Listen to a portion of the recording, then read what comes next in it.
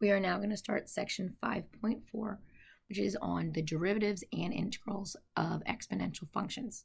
So before we start with the derivatives and integrals of the exponential functions, let's get used to exponential functions again. So again, we're going to review a little bit from pre-calc.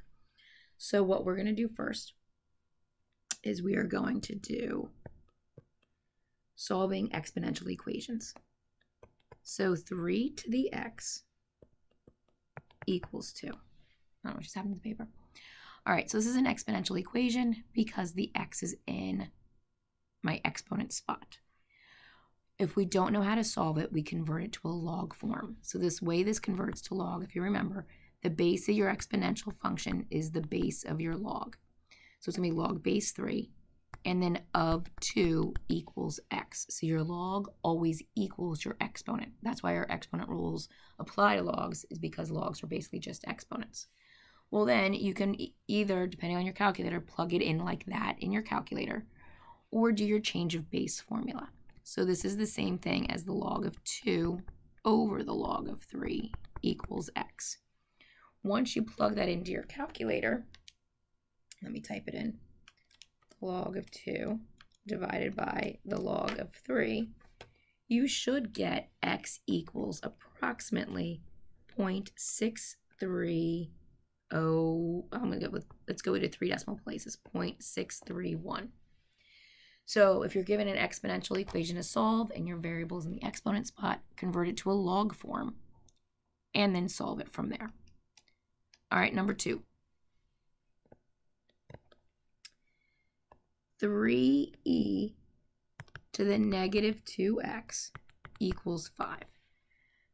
This is again an exponential equation with the variable in the exponent spot. We cannot convert it though until the exponential function is by itself on one side, meaning I can't have that 3 there. So I'm going to divide each side by 3. So I get e to the negative 2x equals 5/3. Once the e is by itself, then yes, we can go ahead and convert it. So it'd be log base e. Log base e is the same thing as the natural log of 5/3 equals negative 2x. Your log always equals your exponent. All right, well, I want to get x by itself, so I'm going to divide each side by 2. So I get the natural log of 5/3, all of that divided by 2, negative 2, equals x. So make sure you can plug this into your calculator properly. What I do is I do the natural log of 5 divided by 3 and hit enter, then divide that by negative 2. When I do that, I get x is approximately negative 0.255. If you want to do it all in one calculation, that's fine. Make sure you put parentheses around your entire numerator before you divide by negative 2. All right, let's do one more. What happens if we start with a log statement? So number 3, the natural log of x plus 1 equals 5. All right, I have no idea the natural log of what's going to equal a nice number of 5. So just like before, if it was an exponential form, we didn't know what to do with it, convert it to logarithmic. Well, here it's in logarithmic form. I don't know what to do with it, so I'm going to convert it to exponential. So the natural log is always base e. So e to the 5th equals x plus 1. Remember, your log always equals your exponent, which is why it's e to the 5th. All right, well, then I like to get x by itself, so I'm going to subtract 1 from each side. So e to the 5th minus 1 equals x. Then do that in your calculator. Your calculator should have an e button, so you just do e to the 5th. Make sure you close your parentheses, then minus 1. And when I do that, I get x is approximately equal to 147.413. And we're done. So hopefully you remember doing these from pre-calc, and they're not that bad. All right, so let's go ahead on and move to our derivatives of exponential functions. All right, derivative exponential functions are really not bad. People like to make them more complicated than they are. The derivative of e to the x is e to the x. If that's all you have, you're done. There's nothing else to do.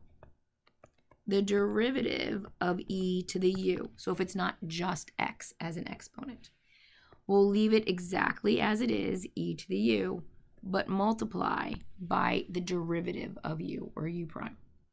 Clean it up if you can, and that's it. So let's do a few. So I'm going to do number 6 on the paper. I don't know what our number is. So y equals e to the 7x. All right, so y prime, the derivative, is you leave it exactly the same. You rewrite the exact same thing, e to the 7x. Multiply that by the derivative of the exponent. The derivative of 7x is just 7. Clean it up. Y prime is 7e to the 7x. And we're done.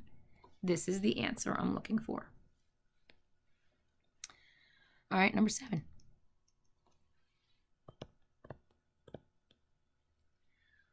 Y equals x cubed e to the x. All right, for this one, we're going to have to use product rule because x cubed is being multiplied by e to the x. So y prime is, and remember our product rule is first times the derivative of the second plus second times the derivative of the first. So first, x cubed times the derivative of the second. The derivative of e to the x is e to the x. Plus second, e to the x times the derivative of the first. Well, the derivative of x cubed is 3x squared.